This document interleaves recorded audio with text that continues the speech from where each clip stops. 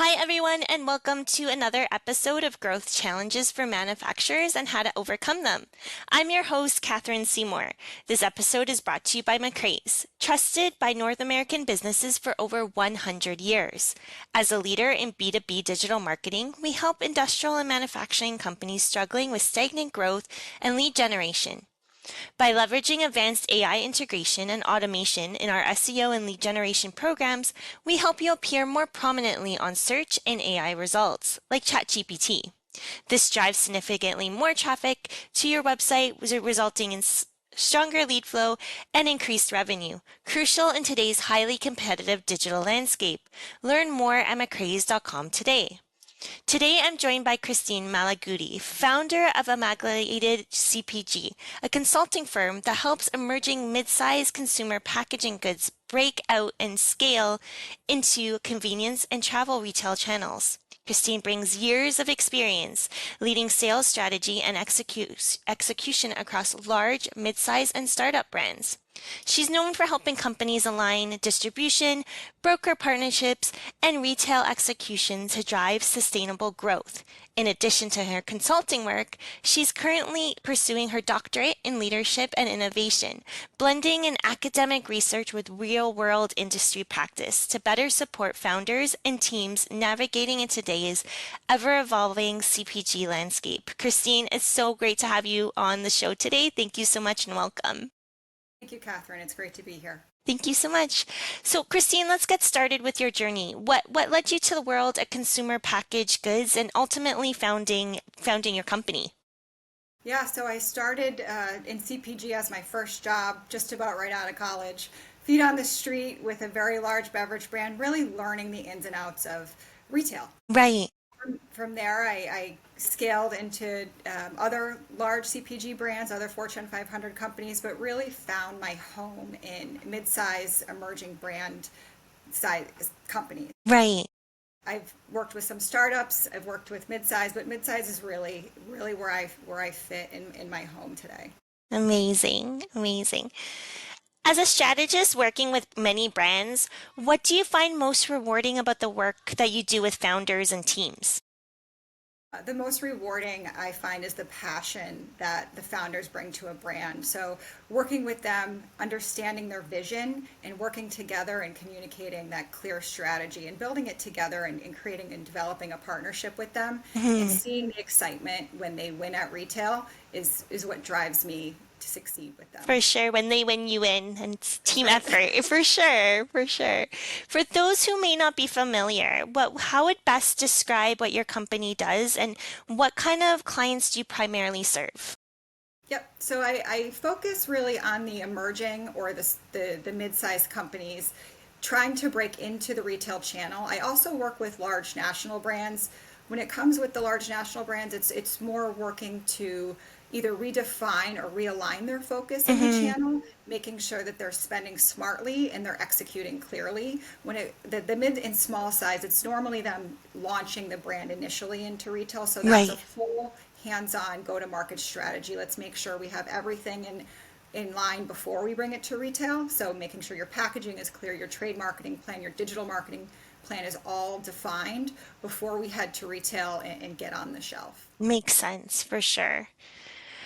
The CPG market is highly competitive. What do you see as the biggest challenges that brands are facing when they break through and try to scale?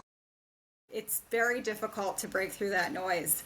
The shelf space is extremely limited. I think Hmm. that is the biggest challenge is the limited amount of shelf space. So you have to get in, you have one chance to get in and make a Right. splash. So communicating with retailers, aligning priorities is going to be key for a lot of those small and emerging brands. Talking to your partners, talking to your broker partners, your distributors about what they're seeing out there Hmm. and helping sorry, and just helping to drive distribution and sustain your placements. For sure, for sure. Supply chain and retail distribution hurdles remain a common struggle, and we're seeing this across board. How do you help clients navigate these challenges? Can you say that again? Yeah, no problem. So, supply chain and retail distribution hurdles remain a common struggle. How do you help your clients navigate these challenges?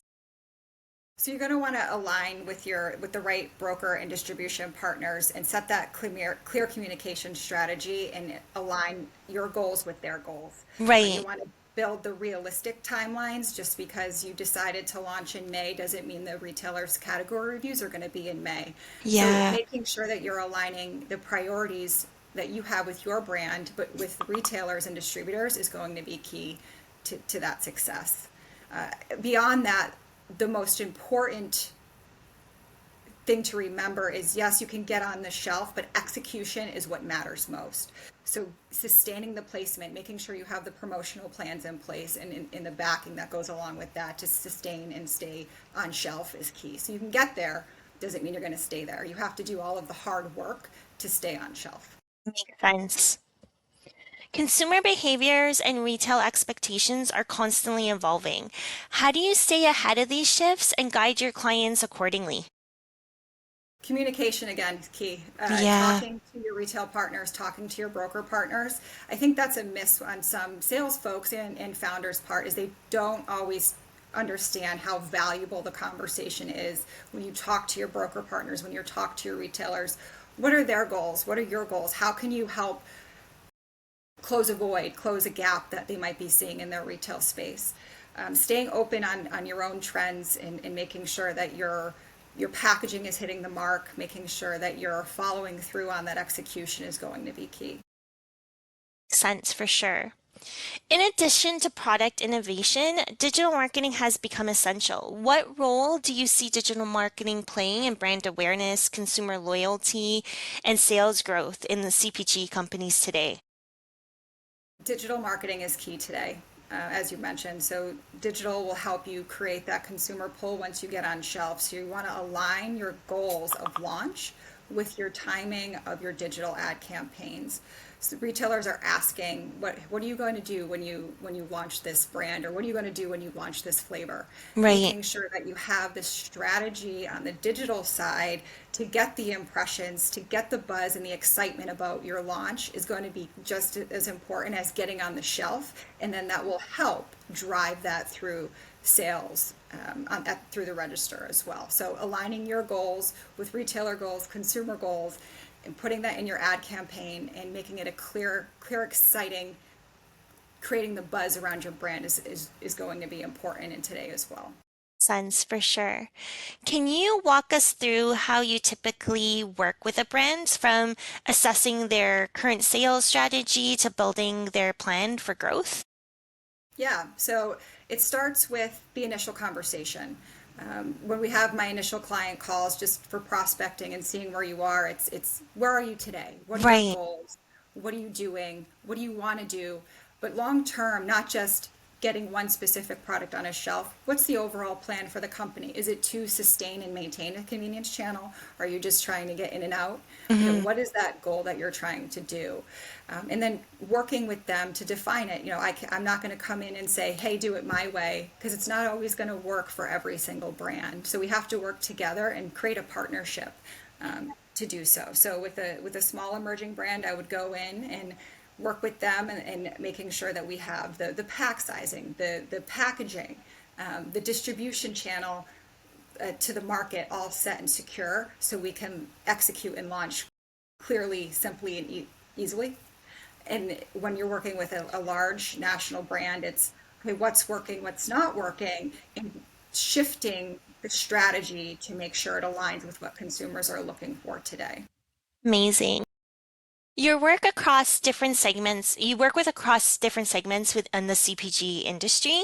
How do you adapt strategies like on the early stage for brands versus the well-established brands? Like, is there a different strategy for both? Yes and no. So with early stage brands, you don't have necessarily the brand awareness that some of the larger companies are going to have. So you're going to have to do a little bit more work. Your funding might not be as big, pockets might not be as deep as some of the large national conglomerates that their ability to spend. So you need to get scrappy. You need to roll up your sleeves. You need to make it work, and you need to negotiate. Right. Retailers have a passion. Their growth is just as important as your growth.